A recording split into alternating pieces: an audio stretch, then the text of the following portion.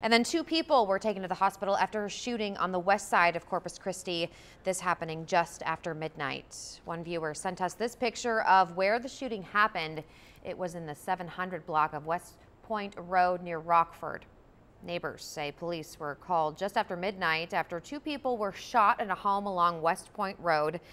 Neighbors tell us the shooting might have been the result of a bad breakup between a daughter at the house and a man who went into the home firing shots.